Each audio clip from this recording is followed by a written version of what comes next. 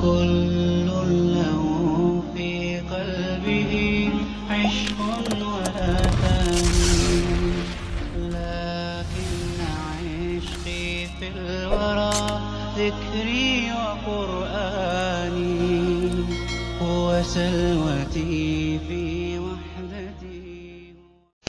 پیارے بچوں، آج کے سبق میں آپ سیکھیں گے ترکیبی صورت میں با کا خاص استعمال، یعنی جب جملے استعمال کیے جاتے ہیں، جملے بنائے جاتے ہیں، ان جملوں کے بیچ میں کبھی با آ جاتا ہے، کبھی شروع میں آ جاتا ہے اور کبھی درمیان میں آ جاتا ہے. تو با کا استعمال کیسے ہوگا؟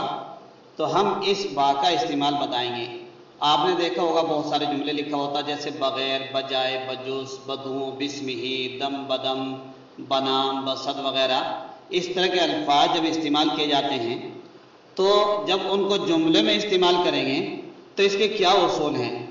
دیکھیے، اس کے بڑا اہم اصول ہیں.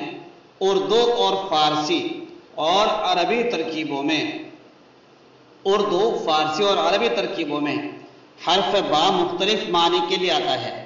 اردو، فارسی اور عربی ترکیبوں میں، یعنی عربی، اردو، فارسی اور عربی جملوں میں جب ہم با کا استعمال کریں گے تو اس کے مختلف معنی آئیں گے. ہر زبان میں جا کر، اردو زبان میں الگ، فارسی میں الگ، عربی میں الگ. اس کی مثال کے طور پر ہم چند الفاظ بتاتے ہیں. جیسے با کے معنی ایک آتے ہیں ساتھ کے، اسی طریقے سے ایک معنی آتے ہیں لیے، ایک معنی آتے ہیں سے، ایک معنی آتے ہیں میں، ایک معنی آتے ہیں اندر، ایک معنی آتے ہیں پر. اسی طریقے سے اس با کے بہت سارے معنی میں استعمال ہوتا ہے. خیر، وہ عربی میں الگ الفاظ آ جاتے ہیں اور اردو میں الگ، فارسی میں الگ. اس کے اصول بعد میں بتائے جائیں گے، وہ آپ جب آگے پڑھیں گے تو خود بھی پڑھ سکتے ہیں. لیکن یہاں پر اردو زبان میں جو کہ ہم بتا رہے ہیں، اردو میں کیسے با کا استعمال ہوگا وہ سمجھ لیجیے. دیکھیے، با کبھی کبھی، یہ جب با جب استعمال ہوتا ہے کبھی با زائد ہوتا ہے. اردو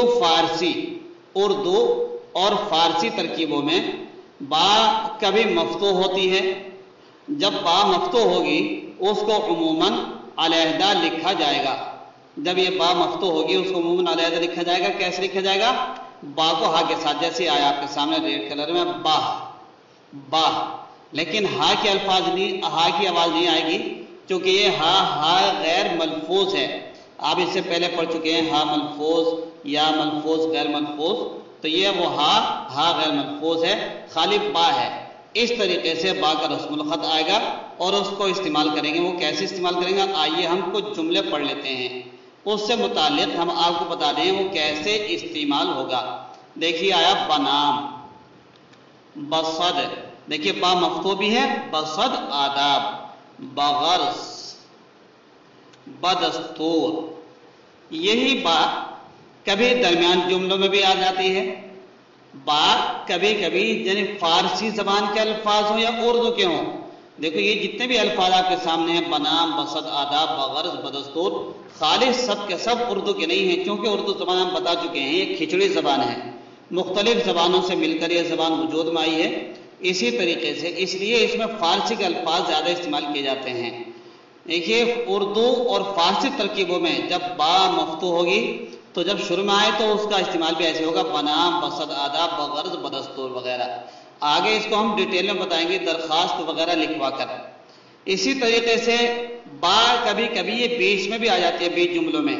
اس کی مثال دیکھیے، آئیے دم بدم، ایسی روز بروز، رو برو، رو برو، سر بکف. دیکھیے جملہ آئے ہیں، با کا استعمال اس کے اندر ان جملوں میں بیچ میں آیا ہے. کچھ الفاظ اس قاعدے سے مستثنا ہیں. یہ جو ہم نے بتایا ہے کہ جب با مفتوح ہوگی اور اردو اور فارسی کے الفاظ ہوں گے تو با شروع میں آئے گی یا بیچ میں آئے گی تو با کا استعمال ایسے ہوگا جیسے آپ کے سامنے یہ ریڈ کلر میں با بنی ہوئی ہے. لیکن کچھ الفاظ ایسے بھی ہیں جو اس قاعدے سے مستثنا ہو جاتے ہیں.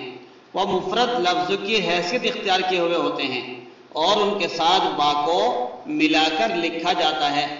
ان کے ساتھ با کو ملا کر لکھا جاتا ہے. دیکھیے بغیر، बजाए, बजुस, बदू।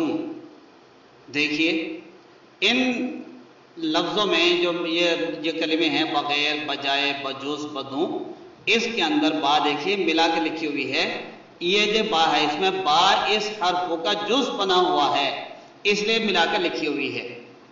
ऐसे ही बा जब अरबी तरकीबों में इस्तेमाल हो आती है, जब बा का इस्तेमाल अरबी तरकीबों में आती है, अरबी जो जुमले आते हैं तो बा को मिलाकर लिखा जाता है।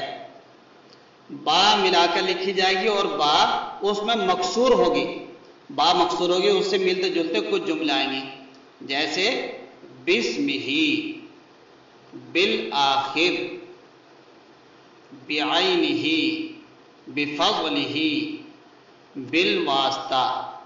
देखिए इनके अंदर ये बा, ये अरबी ज़बान में इनका इस्तेमाल होता है। बा मकसूर भी है। बिस्मिही जब कोई ख़त वगैरह लिखते हैं, कोई कलिमा लिखते हैं या कुछ लिखना होता है तो उससे पहले बिस्मिल्लाह पूरी न लिखे बिस्मिही ताला लिख देते हैं, बिफज़लिही ताला लिख देते हैं। जब बीच में कभी कभी कहते हैं बिल आखिर बोल देते हैं, तो यहाँ बा मिलाकर लिखी जाएगी। जो बीच ये तीसरे नंबर की लाइन है, इसके अंदर बा ये हर्फ का जुज़ बना हुआ है। नीचे की लाइन जो है ये अरबी ज़बान के अंदर इसका इस्तेमाल है और ये मिलाकर इस तरीके से लिखी जाती है। मैं समझता हूँ आप ये बहुत अच्छी तरीके से समझ गए होंगे। इसको अगर आप और देखना चाहते हैं कि फिरज़ुल लुग़ात जो कला है उसका सफ़ा 153 पर भी इसके कुछ उसूल लिखे हुए हैं। एक किताब है उर्दू इमला, उसके सफ़ा नंबर 467 के ऊपर इसकी बहुत अच्छी तफसील लिखी है कि बा का इस्तेमाल कहाँ होना चाहिए, मिलाकर कहाँ नहीं होना चाहिए। हमने मिसाल के तौर पर चंद जुमले बताए हैं। कल को इसी बा के इस्तेमाल की मज़ीद मशक़ के लिए हम आपको दरख्वास्त बराए छुट्टी लिख कर दिखाएंगे कि छुट्टी की दरख्वास्त कैसे दी जाएगी सदर मुदर्रिसीन के नाम। आज के लोग दरख्वास्त लिखने में भी गड़बड़ी करते हैं, उनको दरख्वास्त लिखने नहीं आती।